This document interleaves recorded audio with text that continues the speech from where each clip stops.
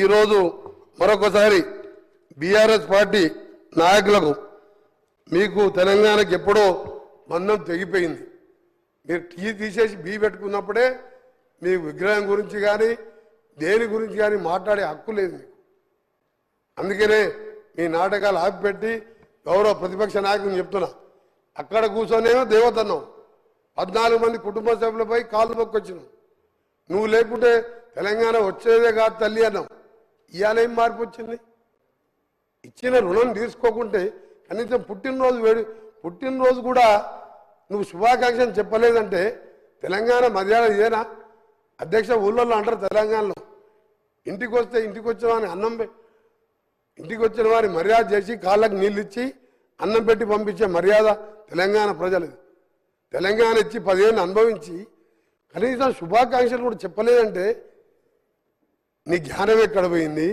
80,000 పుస్తకాలు ఎక్కడ పోయినాయి? మీ పిల్లలకు నేర్పి ఆ పిల్లలు బయట టీషర్ట్లు వేసుకొని రోడ్ల మీద లొల్లి పెడుతున్నంట. అందుకే అధ్యక్ష, మీ ద్వారా తెలంగాణ ప్రజలందరికీ మరొకసారి మా ప్రియతమ నాయకురాలు నిజంగా 1100 మంది పిల్లలు తల్లిదండ్రులు ఇప్పటికీ ఆ పిల్లలను చూసి ఏడుస్తుంటారు. కానీ పైన ఉండి వాళ్ళు తెలంగాణ డిసెంబర్ 23 7వ తారీఖు నిజమైన తెలంగాణ వచ్చిందని వాళ్ళ ఆత్మ శాంతికి కలగాలని భగవంతుని ప్రార్థి. అసలు నీ